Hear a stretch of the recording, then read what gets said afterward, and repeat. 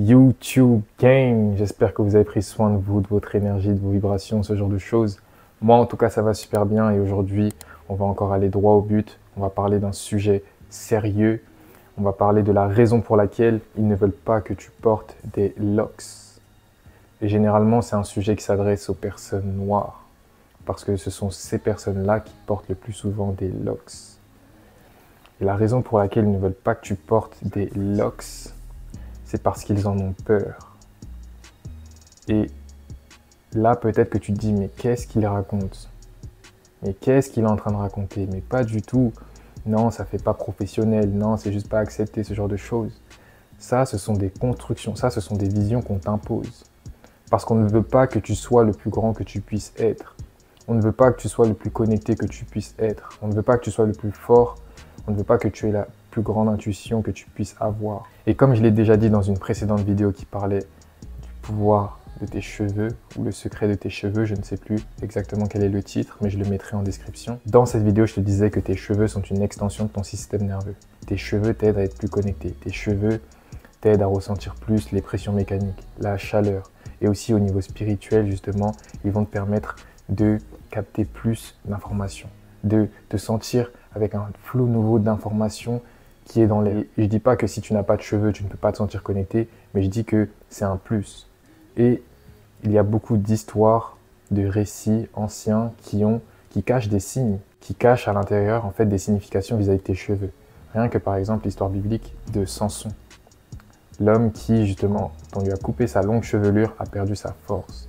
Et quand tu regardes partout, les personnes les plus connectées, les plus spirituelles, elles ont toujours soit beaucoup de barbe, soit beaucoup de cheveux. Et pourquoi je te dis qu'ils en ont peur? C'est parce que si on regarde l'étymologie même du mot dreadlocks, et moi j'aime beaucoup m'intéresser à la sémantique, à vraiment savoir d'où vient le mot, comment il est utilisé dans quelle situation, c'est là que je comprends que pourquoi j'utiliserai encore le mot dreadlocks pour parler de mes locks. Mes locks sont sacrés. Mes locks me connectent plus au divin. Donc pourquoi j'utiliserai le terme de dreadlocks, qui est un mot qui signifie la peur. En fait, dread ou dreaded, en ancien anglais, c'est quelque chose dont on doit avoir peur.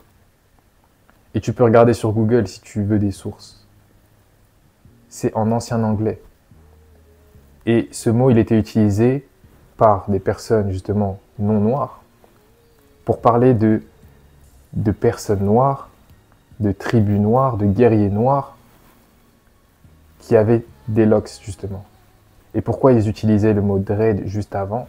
C'est parce que ce sont des personnes dont il fallait avoir peur, parce que ce sont des personnes puissantes, parce que ce sont des personnes connectées, parce que ce sont des personnes qui ont une grande intuition, ce genre de choses. Ce sont des personnes qui sont en pleine capacité de leur pouvoir et qui utilisent et qui sont en accord avec la nature.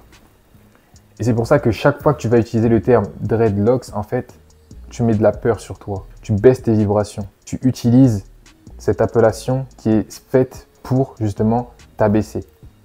Et c'est là que moi j'interviens et je t'apprends la vérité.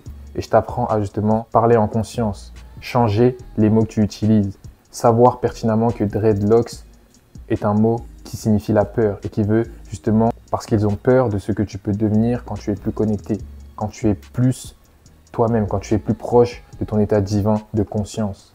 Et donc, à partir de maintenant, je veux que tu reprennes le contrôle de tes mots, je veux que tu reprennes en conscience, je veux que tu te redéfinisses, je veux que tu, justement, parles de tes locks et les remettes justement à leur place. Elles sont sacrées et elles sont sur ta couronne. Et là, quand je parle de ta couronne, je parle du haut de ta tête, je parle du haut de ton crâne, je parle de ton chakra couronne. Tes locks sont ta crinière.